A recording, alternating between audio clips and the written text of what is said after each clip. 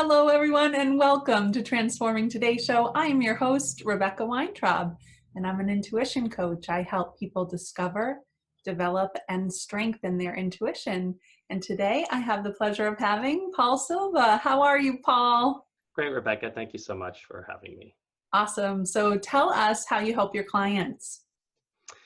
Thanks for asking. I am a transition coach. So I I usually work with people who are in some sort of transition in their life. So generally it's career. So, it was, either reigniting the passion for your career or, carving out an exciting path in their lives. But what I'm finding is that, people of all sorts of transitions, have been approaching me. So I have people like in retirement, let's say, who are trying to navigate their way through different options that they have in retirement in terms of small time things. And I'm working with people in recovery, with in addiction, alcoholism. And when you think about it, that is a huge transition in people's lives, coming from a place of dysfunction, getting to a place of functionality, and now looking to, they've been given this second life and wondering, what can I do with it? And so I help people kind of navigate those roads and help them sort of tap into what it is that they want to do and where their passion lies, and how to get there, and with co-creating concrete plans to get them there. Oh my God, I love this. I love this topic. And I'm excited because I wanted to share with our viewers that we're kind of taking a different turn with Transforming Today Show. We've done quite a few episodes so far, and I thought we would change the format a little bit. And instead of doing a straight interview, Paul and I discussed actually showing you what coaching is like. A lot of times we talk around coaching, but it's sort of like this big question mark that we don't really know what it is. It's a big mystery. So today, Paul is going to coach me for a little while, and then we're going to kind of talk about what he decided to do within the coaching and why he asked certain questions and what he was really hearing internally and intuitively. So we're going to do that today. And I love this because I sort of fall into, I guess you married it well, but for me, I've had an addiction to sugar my entire life, and it's been a struggle. And I know you talked about alcoholism, but in a lot of ways, like no matter what we're addicted to, whether it's like alcohol to video games to gambling, it doesn't really matter. We're all kind of wired the same, and we have our sort of drug of choice. So mine has been sugar my entire life, and I've just recently gotten to the point of where I finally confirmed to myself that I really can't have it. I mean, it's almost like any destructive drug. Drugs aren't necessary. That's the thing, where food is necessary. And so, you can easily say, okay, this drug isn't serving me, so I'm not going to do it anymore. And the work is around making sure that you don't do it anymore, and the reasons why, and enriching your life around the new life. But for people like me who are addicted to something that we actually need, it's difficult in a different way. And so I'd love to just spend a little time with you now, and let's show our viewers, what coaching really is. And if you're willing, if you'd like to, we could coach around this topic. That sound good? Yeah, sounds great. And I was just laughing because you mentioned, your drug of choice, or, the drug of choice. And in recovery, we sometimes joke at the drug of no choice, because it can feel like that. Definitely. So yeah, I'm totally open to working around that. Okay, so typically, just so our viewers know, we usually ask a few questions to sort of set ourselves up for the coaching, make sure that, the client is working on what they want to be working on. We're going to skip that portion just due to time, and we're going to kind of dive right into it. So when you're ready, Paul, I'm ready. And we're both going to be taking notes. We're note takers. So if you see are. my wisdom patch here down a couple times, it's because I'm furiously making notes. I love that. But you know what? I'm glad that you mentioned that, what we call the coaching agreement, in terms of just making sure that the coach and the client are on the same page in terms of holding the client's agenda. And, so we are talking about sugar. So I'm just going to feedback to you what you had said in terms of what you'd like to work on, and that is this addiction to sugar, or a very high need to intake sugar. Um, and the challenge that is surrounding it is that, unlike alcohol or recreational drugs or whatever it is, all the other some behavioral items, things, this, sugar is a food, and a type of food. It's a carbohydrate, and unlike those things, we require food. So it is not as simple as just pure abstaining. And so what you're saying is that that in itself is part of the challenge in terms of trying to step away from that addictive behavior. How accurate would that be? That's pretty accurate. And I guess the one thing I will comment on is it's not impossible to cut sugar out of your diet. A lot of people do that. But there are times where, even if you ask a lot of questions, let's say you're at like a restaurant or something and you say, is there sugar? Is there flour? Is there cornstarch? Like all the things that I'm allergic to. They say, oh yeah, they check with the chef, but somehow it still gets in the food. Yeah. And for me, biologically, the second it gets in my body, like my little yeasties are saying, we need more, we need more. Yeah, and so in terms of what you're saying there is that there's an inherent, I wouldn't say danger, but there's this inherent thing where it's not guaranteed that you won't be ingesting this. And just to clarify, we talked about sugar, but you mentioned flour, cornstarch. Are those also in addition to sugar? That's something that is part of the prohibition in terms of what you can ingest? Yeah, I mean, I've actually taken a lot of time to do a food inventory for myself. And I've like literally written down every single food that I absolutely love to eat. And I've categorized it. Like, is this like a green item for me where I have no problems? Yeah. Is this a red item where I definitely can't have it? Cake and Doritos. And then there's and then there's sort of like all these foods that fall in the middle that either associatively or behaviorally, I have a problem. So to give an example, it may be like I'm going to the airport and there's one restaurant that every single time I've been there, I've ordered French fries, let's say. Well, in this associative way, I'm standing there, and unless I change my behavior dramatically, I'm already programmed and wired to go get French fries at that restaurant. Right? So it's like there are a lot of foods that kind of fall into this middle category where they may not be biologically wrong for my body, but they lead to me going to something biologically wrong. So like, to expand on that, it's like if I had a baked potato, it would remind me of French fries, which reminds me of pizza, which reminds me of cake. So if I have a baked potato, I will eventually eat cake. And it's hard for me to reprogram that mapping. Yeah. So so you're talking, these are great points that you're bringing up, Rebecca, because it's not just, I think, to someone who doesn't appreciate or understand what this is like, it's not necessarily just simple abstaining, because it's not just going to an aisle and just picking this and this. And it can be, because, we are going to be bringing this stuff home, but there is the behavioral part and the associative part. And, if you were to say, which of the two is right now is the most challenging to break out of? Oh, I like that question. I lost my pen. Hold on. I'm thinking while I get my pen. Which of the two is harder?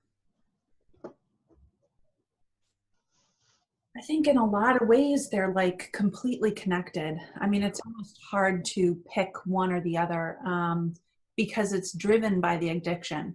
So I think for me, it's really about like, how is the addiction behaving today? They both have a hold on me. They have like a lock on me, but it's like my addiction is sneaky. So if I'm like doing well with the behavioral stuff because I've like gotten on some kind of plan and I'm, working with a friend to, give feedback all day long about what we're eating, right? Like maybe the behavioral is like easier to manage.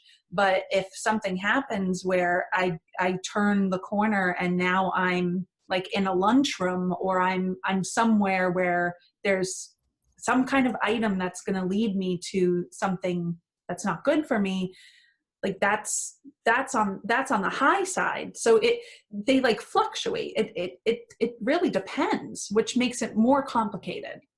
Yeah. So it sounds like it's just something that is situational. You could be at home and there may not be that associative, or, and you might be out and the associative goes up and the behavioral might change. If we could just take a step back for a second, Rebecca, we kind of jumped into this, but I just want to clarify in terms of, where would you where are you at right now with your sugar and flour and that kind of intake? Where are you with that right now? So I probably tried every program in the world, including the maple syrup, cayenne pepper, and like lemon juice diet, right? Yeah. Like I've tried everything. Okay. I was in a spiritual group for some time that really worked for me, but it actually depleted other areas of my life. So it wasn't sustainable for me, even though there was a lot of benefit and I got a lot out of it. But in terms of a holistic life, it's just not like the entire solution for me. Mm-hmm. So I went out again and I tried a holistic health coach, thinking that, okay, there must be some kind of holistic way to do this. And for me, it didn't work. And I don't know if it didn't work because I didn't put more effort in, or if really my disease is so strong, this addiction is so strong that it really, I've gotten to the point where it's like, I just can't have it. I was trying to do it in moderation, like have my cake and eat it too. But, I don't think I can do it in moderation. So that's where I am like today. I'm sitting with the fact that I know I can't have sugar. I know I can't have flour, but I don't know how to do that. I don't know how to implement that and stick to it. Okay.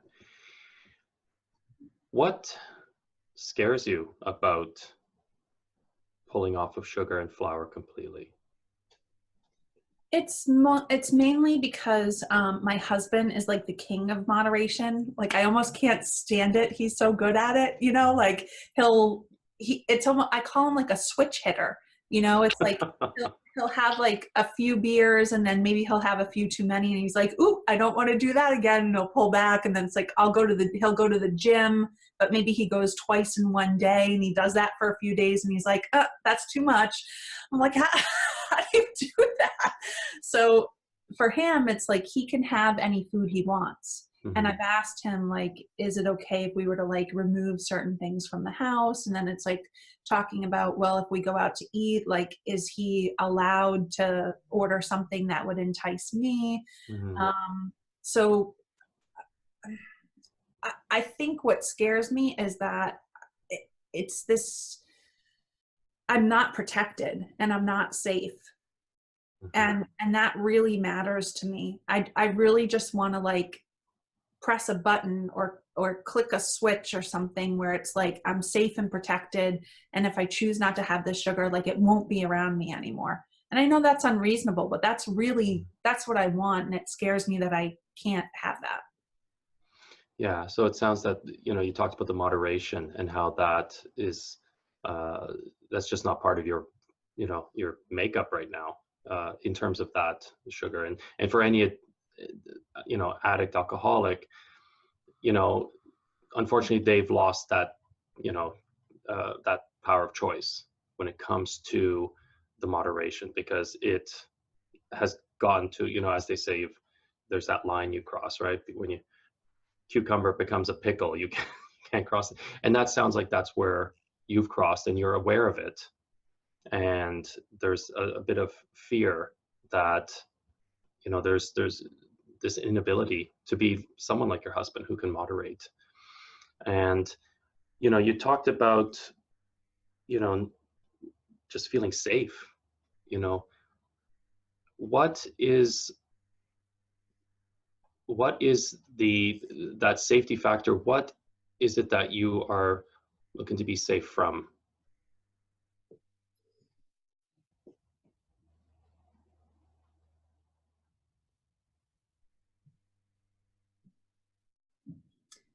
First word that comes to my mind is disruption. And what I mean by that is like getting disrupted. What's most important to me, my top value is intuition. Yes. And then my second value is balance. Okay. So when both of those are disrupted, sugar comes in and it kind of warps both of them. It's not that I'm not still intuitive. It's not that I am not experiencing on a grand scale balance in my life. I'm just so sensitive to the disruption that yes, I can function and my life is fine, but I like to function on this like different level when my intuition is like so strong and my balance feels so good and so safe. And I know that's not reasonable to always be there, but I do know that when I have the sugar, it is an absolute 100% fact that it will disrupt those two things. Yeah. Yeah. So you talked about valuing intuition clearly and balance.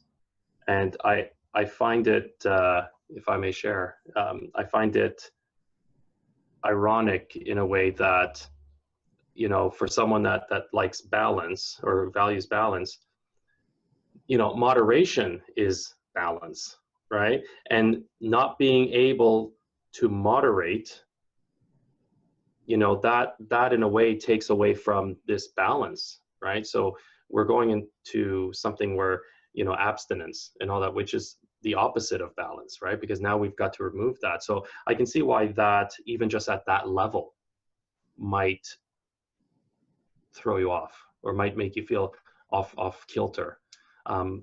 When you talked about, or let me rephrase, can you tell me also a little bit more about what happens when you do take sugar, or flour? You said your intuition goes off a bit. It's not as crisp maybe as you'd like it to be, and your balance is off.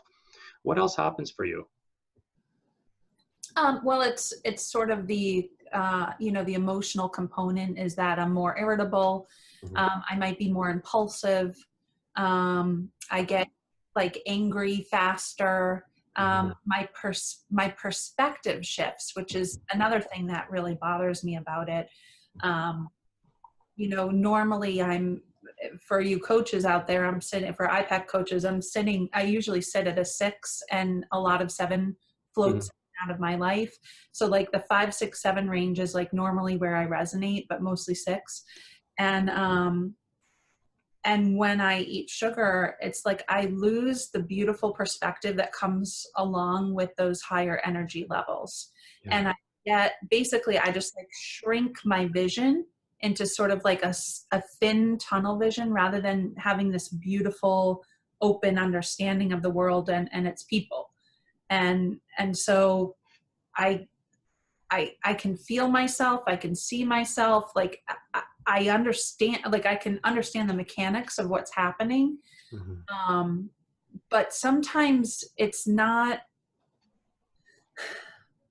sometimes these things that matter to me when I'm focused on them don't matter enough up against the sugar and the need for the sugar. Yeah. And so as you mentioned, level 6, 7 energy, which is really connection and just, utter passion, unbridled, that kind of level, and where intuition flourishes. That's the level that intuition flourishes.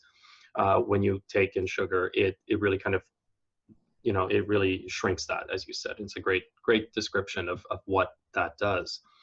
And Rebecca, you talked about knowing, right? We know that, alcoholics, addicts, they know, they have all the information, it's like the people that would drink and watch Intervention on A&E, and Yeah.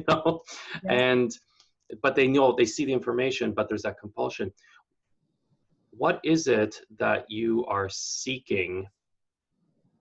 And this can be irrational, but what is it that you're seeking when you look to have sugar or anything with flour in it? Usually it's to regulate my mood. Mhm. So like I do call them regulators, and you can have regulators. I mean, a regulator could be taking a walk versus doing a drug or having the sugar. It could be regulators can be positive things, they can be negative things, and sometimes even what's typically seen as a negative thing can be a positive, like if done in the right way, could be positive, or vice versa, right? So like for me, sugar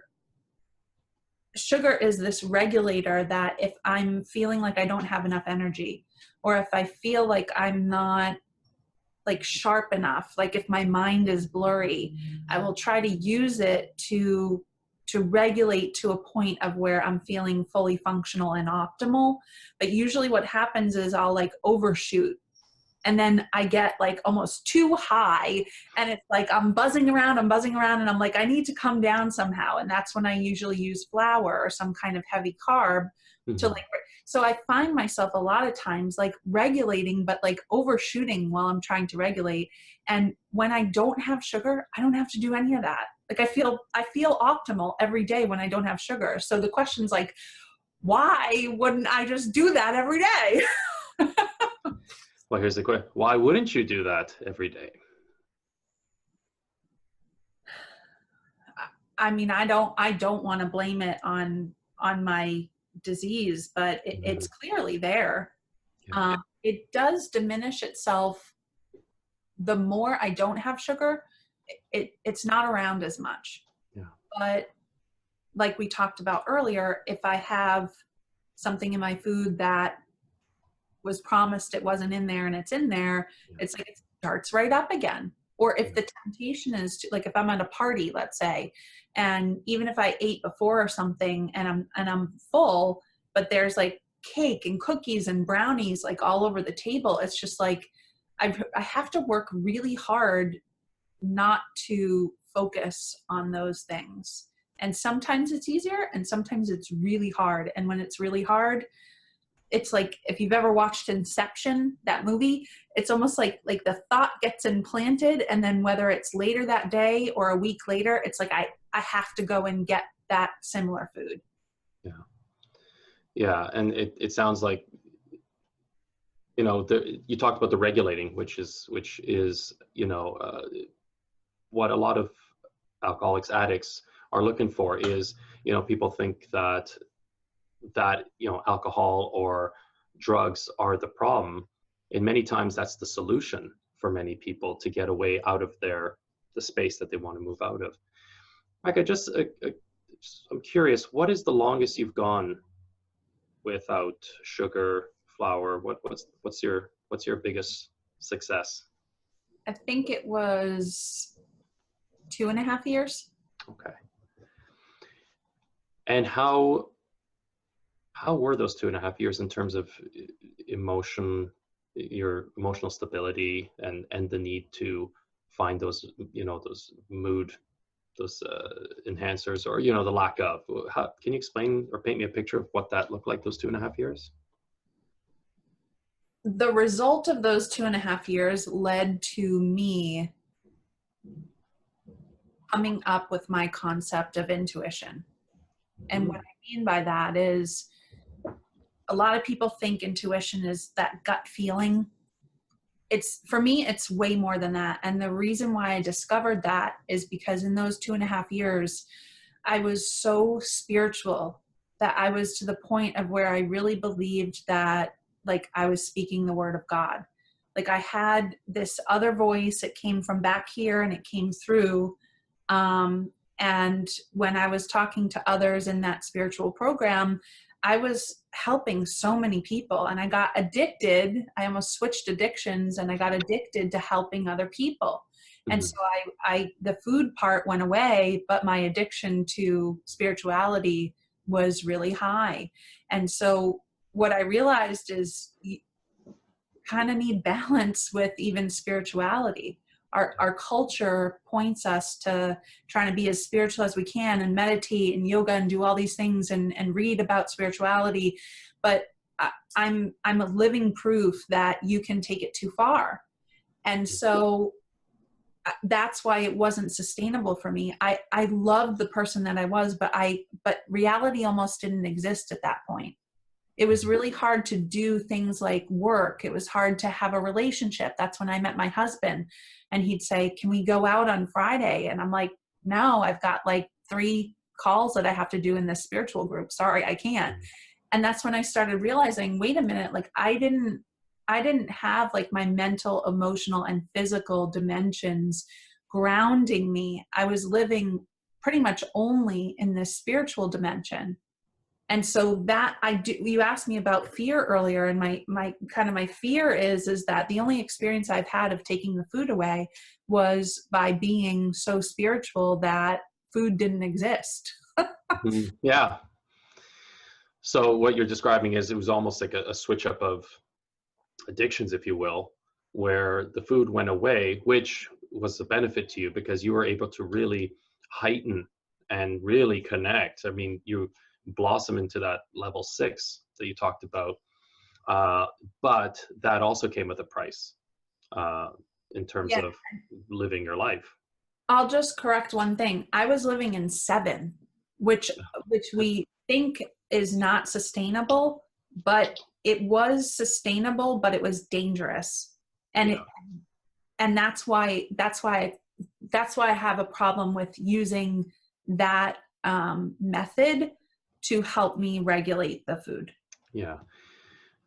Okay, understood. So can you, has there been a point where you felt that there was that balance that you value so much? Was there ever a point where you realized that yes, the food, the sugar, that's here, you know, the rest of me is here, and there is some harmony between that, and that you were able to be that clear, intuitive, balanced person, and keeping this over here? Has there ever been a point where, or what point in your life were you able to manage that?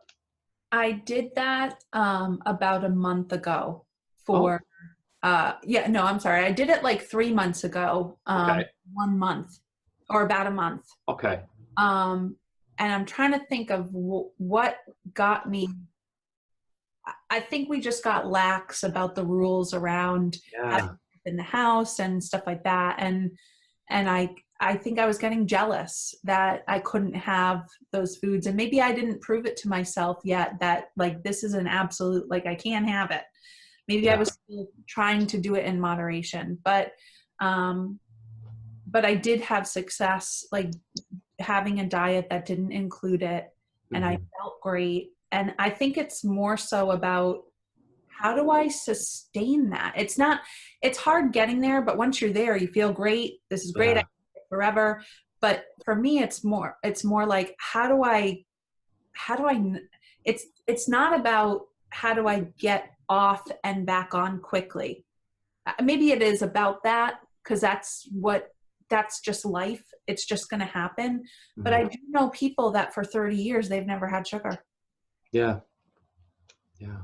So it sounds like there for a while you had it going where, and you had some ground rules. You laid some rules, it sounds like, in your household, and with the help of your husband, who obviously, understands what's going on and who can moderate, and sounds like he can really roll with the punches, which is great to have an ally in this, and that's fantastic. And you were able to do, and you said things start to slide a little bit, right? And once that opening happens, it sounds like there's that part that just says, this time it's going to be a little different. Don't worry, it's not going to go down that path again.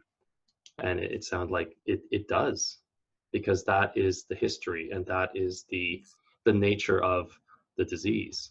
To It fights for its life, Right? How are you, Rebecca, in terms of accepting fully that sugar and those starches, the flour, really cannot be a part of your life? So if I break it into my four dimensions, Okay. mentally, I know 100% I can't have it.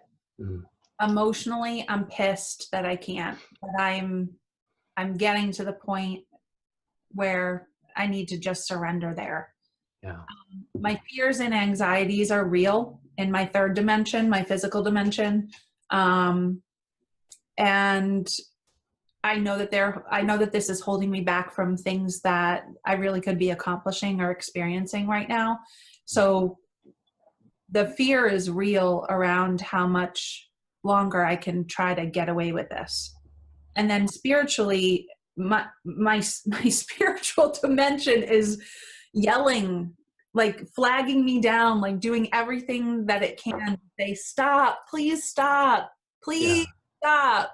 So that's, I broke it into dimensions, but That's, well, that's great. That's very helpful. So it sounds, like mentally, and a lot of people that know this, they know it's, again, let's say people smoking, they know it's going to get, potential lung cancer. They know that, but because we are not driven at that conscious level, because so many of our habits are ingrained emotionally in the subconscious, that's what brings us to the behaviors and actions that give us the results, which in this case is getting back to sugar to regulate mood. You talked about emotional, just being angry, and that makes sense. That there's this sense of, why can't I have that? Why not me? Why? So that kind of going back to, if we're going energy levels 1 and 2, kind of like really digging down there, right, in catabolic energy. And then you talk about fear, and how far can I get away? The words I think that were very powerful and stood out for me is, how long can I get away with this? Like it's like this taboo thing that it's almost like a bridge between the spiritual part, which is just like, just please surrender, and the mental part going, yeah, we can't do this. And then you have this emotional down here, and it feels like that fear is kind of touching a little bit of this, because it knows, right? It's like the kid that knows he shouldn't be going through his mom's purse, and kind of, and understands that it's not, shouldn't be doing this, but there's that compulsion, right? There's something there. And if you were to look at those four areas, which one would you, if you were to really kind of put a microscope under, which of those four would like to look at to really understand? I think it has to be the emotional. When you were just talking, it occurred to me that the relationship is really between the physical and the emotional, and that makes so much sense, right? Like obviously, my physical body is being affected by the sugar, Hmm. but emotionally is where my moods lie. It's where my feelings lie, and I'm trying to regulate my feelings and my moods. Yeah. The relationship between the two, it's almost like these bookends, right? You've got the first dimension, well, maybe to you guys, Yeah. dimension is over here, it's mental. The fourth dimension is spiritual, and it's like a shit sandwich in the middle, right? Like the emotional and the physical are just not where the mental and the spiritual are. Yeah. These two are so strong. They're like these pillars. And then inside, it's like a bunch of mush and it's a hot mess. Or I was thinking sugar. That's another sandwich, instead of the A sugar sandwich, yeah. Um, so, you're talking. So it sounds like definitely it's the emotional part that really is driving that train, in terms of, because mentally and spiritually they're on the same page, like they're those strong pillars. The physical, you understand where that is going with you, what that makes you feel when you take it. You described how that makes you feel, and how it really, in the end, it taps into the emotion, the irritable, getting quick to anger, really kind of. And the the real challenge when it comes to addiction of any kind is, you know, is it's just so multi-layered. It's never just one simple thing, because that all ties in. The physical, there's the physical crave, like there's the mental, you know, what we call the mental obsession, and then there's the cravings as well. And it seems irrational, and it is irrational in so many ways. People looking on the outside in will just say, well, there are people like your husband, you know, who say, well, just don't have it. It's easy to say, have one chip. Can you just have one chip? Let's see you try that. I try to explain that to people. But if you're looking at this, you know, anger you talked about, emotional, where do you think that stems from, in terms of, it sounds like the part of that is, or you tell me, you know, what is that anger directed at? Where's that anger going? I think it's like, I think I'm pissed that I can't just be like everybody else that can have a bite of a brownie and say, oh, that's so rich. Like, possibly eat the rest. Are you kidding me? Give me like the whole box, you know, or the whole whatever container. It's like, I'm just mad that, I'm mad that I can't do, I'm not mad that I can't have the food, because when I'm not having it, it doesn't even matter to me. I think I'm mad that I can't do it in moderation, you know, to come full circle. Like really, I'm mad that I can't moderate it. Yeah. And where do you see the connection then between that inability, that anger of not being able to moderate, and what you had mentioned earlier about surrender? What's the tie-in between those two, as if you see one? Yeah, I mean, that's the key to it, right? And that's I like that you brought that up, because my emotional, like I could even get my physical to surrender, because the fear of, like, let's say getting to 800 pounds, or the fear of, you know, not being selected for something because of the way that I look, or not being able to walk upstairs without like huffing and puffing, you know, or something like that. All those things, like I can surrender to my physical dimension and say, okay. But when it comes to my emotional dimension, like I like that we're talking about this, because I love your coaching, by the way, and we'll talk about it after, but like you know, people talk about emotional eating, and it's sort of like this like light term that's thrown around. And I don't know how you want to categorize what I'm actually doing and how I'm wired, but I will say that the emotional dimension for me is the one that I'm having a really hard time surrendering. Yeah. And what would that look like if you could surrender on the emotional plane?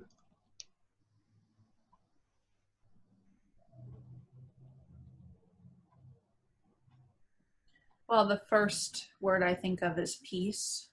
You know, like it wouldn't, the issue would almost like go away, right? But I would still have to work at maintaining, you know, not eating the sugar and stuff like that, of course.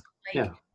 I've been there before, and I feel such peace, and I turn into this helpful, very, very, I mean, I'm helpful anyway, but like very, very helpful, almost to the point of maybe, like I was talking about before, too helpful.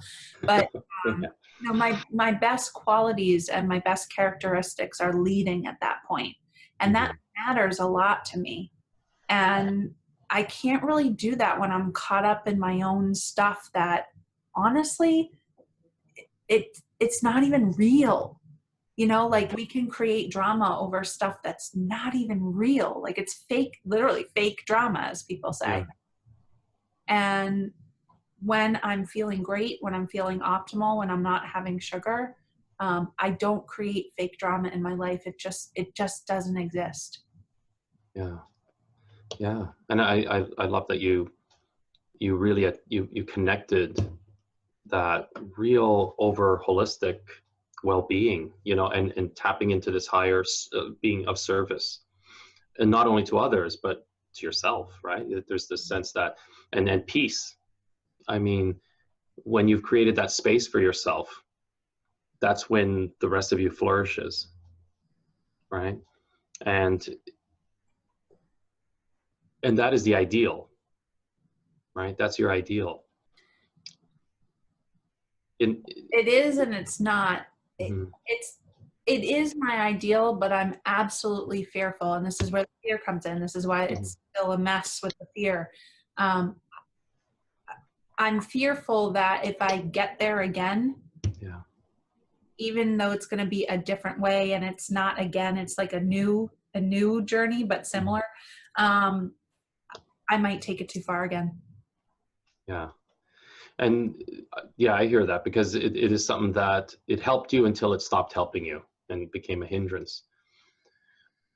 What what other ways have you looked at to sort of safeguard that it doesn't go pear-shaped that way again? If I you did haven't, that, yeah. and that's really where my work is. And I hired someone to help me with that, and we didn't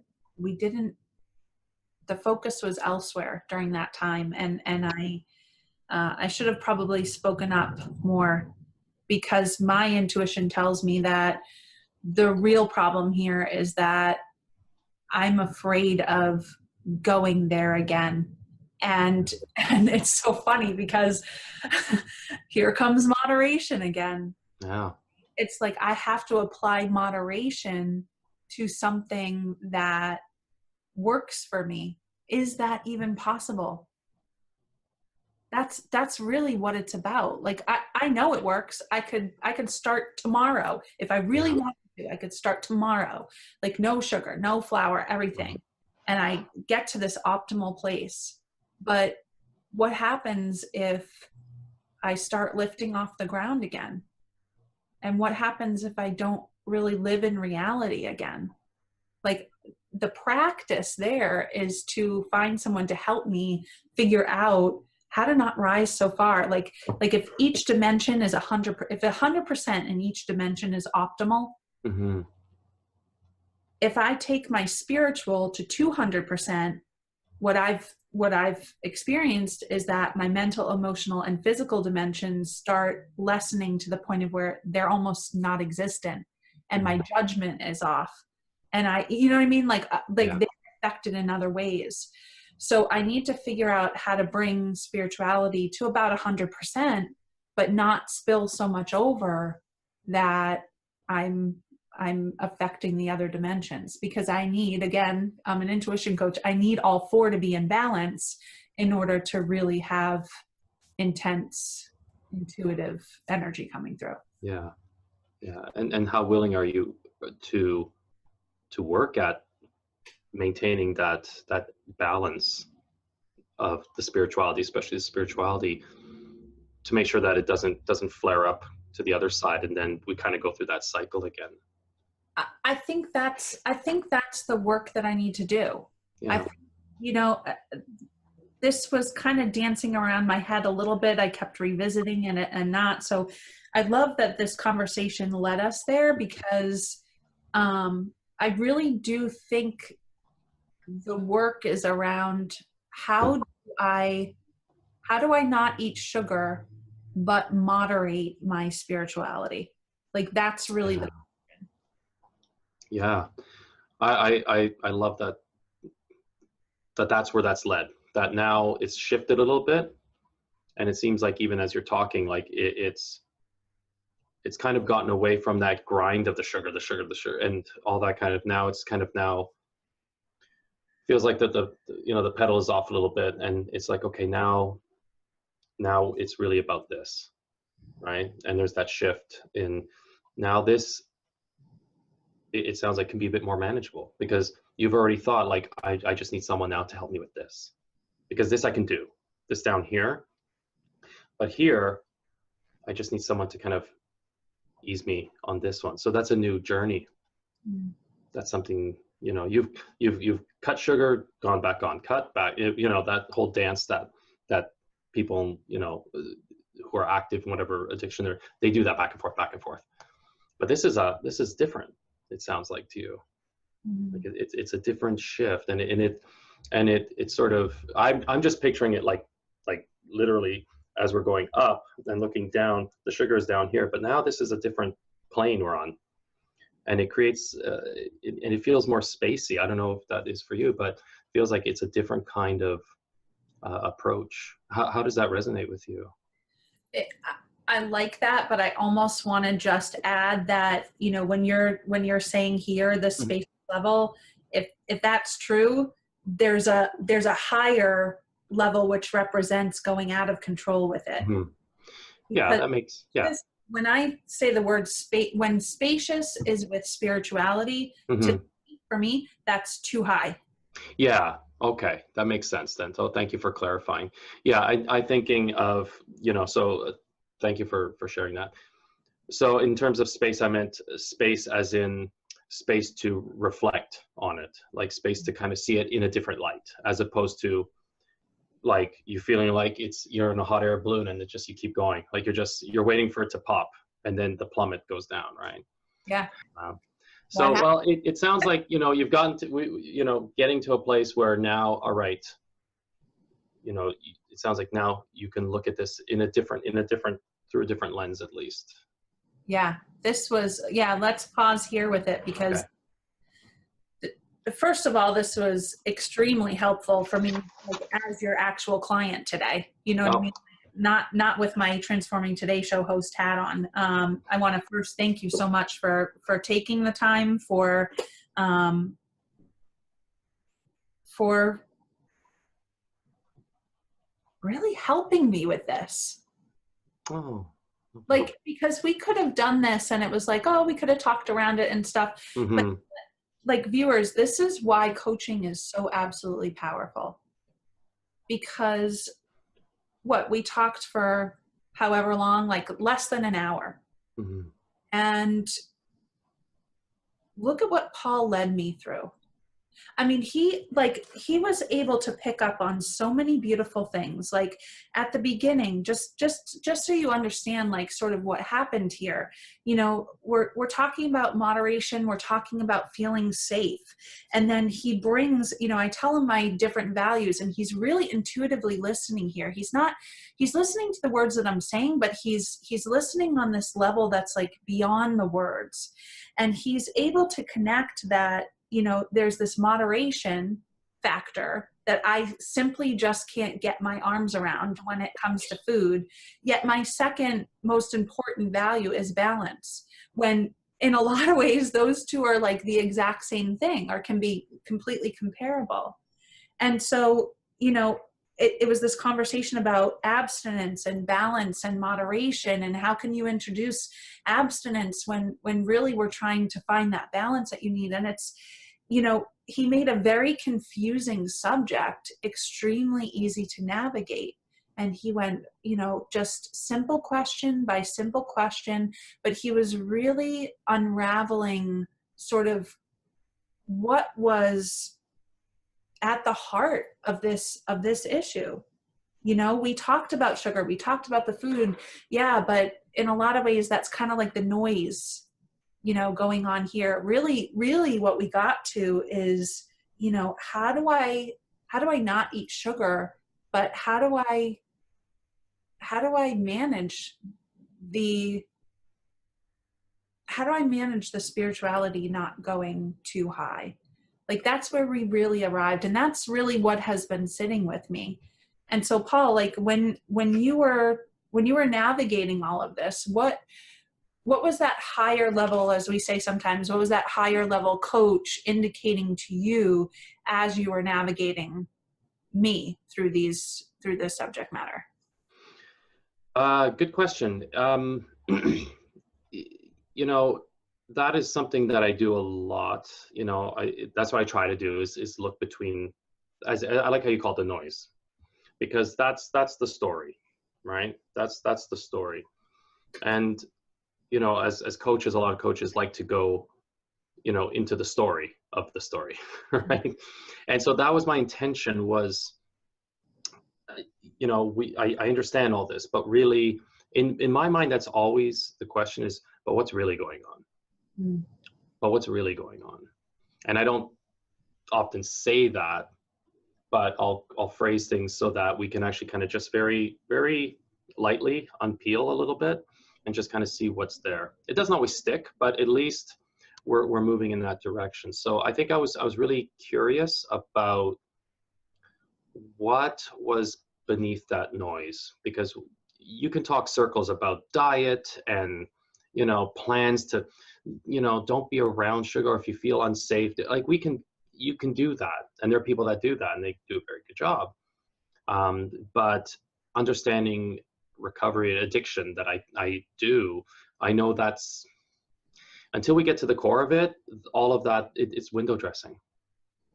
So when you were getting these intuitive indicators that there was something deeper here, getting yourself out of the story and into what we really wanted to talk about, how much of those indicators were coming in real time for you as I was speaking, and how much did you know, and you were more so leading me because you could see the pathway before I was going there? A lot of the times when I'm making my notes, it's they're single words, so they're single words, and so I catch, a lot of times I get these as, like, it's just like a ding. I get it right as soon as someone says it, I get it. And so, but I don't stay there. I keep listening. Mm-hmm. and it sort of starts to create a little opening. And so that's where I slowly start to move. So I'm listening to the client, I'm listening to you. I have my ideas, but I'm not jumping on them because you're the client. But I definitely see a way, because you're giving me pieces, and I'm kind of building a little, path with that. And so I kind of catch it as it goes. And then I have an idea of maybe where I want to go with it, but I don't jump on it. It is intuitive. Like, it really, it's hard to explain. I mean, you're intuitive coach. It's so hard to explain because I'm just listening. It's just, you're absorbing, and it just comes, and you just kind of go with it. And the more, what I found in my coaching, that the more I resist it, like when I go against my intuition, I find that it just goes gangbusters. It's not going where it needs to go. And so, there's clues, you're dropping breadcrumbs. And so I just kind of pick up on them and I just go with it. I love that. Yes, that's how I experience it as well. I get, and when I described before it coming through, like when I was very highly spiritual, there was no like stopping. There was nothing that was like a barrier. It would just like come through, and it would come through me. Now what I experience with more balance around my spirituality is that the words, the phrases, and the questions, even questions or concepts, whatever, the visuals that I get, they stop right here. And they sit right here. And all I have to do is like grab it. I usually write it down as well. That's why I always have to, whenever I'm working with clients, I always have to write. It's just the way that I channel, but yeah, they just stop right here for me, like whatever it is. So I'm actually curious, would you be willing to share any of the words that you wrote down? Yeah, I mean, I had written, I mean, you mentioned disruption. I put down your values: intuition, balance, moderation. I put irrational down because that's something that we got to eventually, but that came early. Irrational. Acceptance, I wrote. Fear, anger. So these were things that you said, but there were some things that I had written down, like, conflicted, where in recovery, there's a lot of that. I wrote imbalance. I wrote, there's little notes of, I sometimes even just question marks. I'll just write question marks, right? Because there's something that you have said, I'm like, I'm going to explore that. I don't even write what it is. I just kind of know eventually I'm going to get back to the question mark, right? But, and a lot of times what was great is that you clarified a lot of things, like like disruption. that was the first thing I was going to say. What does that mean to you? But you explained it right away. So that was good. That is something I would have looked into. But it's just a word here and there, like, and just little thoughts that I had, like I said, unsure, and even now I don't even know where that, unsure. That probably came out somewhere. Maybe we didn't use it, but it's just those little things, that they're like touchstones for me along the path. I love it. And one of the major ones for us today was the word fear. What made you stop on that word and put emphasis on it towards the end there to kind of bring everything together? That was one of the first words I had written too, was fear. And I believe early on, and this was one of those questions where I had to I almost took a leap of faith, because you hadn't mentioned fear. But I said, what are you afraid of? I can't remember quite the question, but it was something about what are you afraid of, or what do you fear about something such and such, or taking sugar or something. You hadn't brought up fear before. So that was my intuitive leap. Like, I just felt like there was something about fear. And so then when it came full circle around, when you broke it down into those 4 kind of areas, and you mentioned fear as that, I said, okay, so there's that connection, because you brought it up. It was this time you brought it up. And I think it's just because fear is such in anything that we're coaching, fear is just the foundation for so much of our how we react, how we respond, our paradigms, everything is so much can be fear-based, and anger, once you go underneath anger, it's fear, so, the talk about love and fear, there's the 2 primal emotions, I believe that. And so underneath everything is fear, as far as I'm concerned. And that's just the way I approach it. Well, I loved it, and it was so helpful, Paul. I can't even thank you enough, because you really, I'm walking away today. See, viewers, this is what coaching does. Like, sometimes you get there's a lot of different types of way to coach.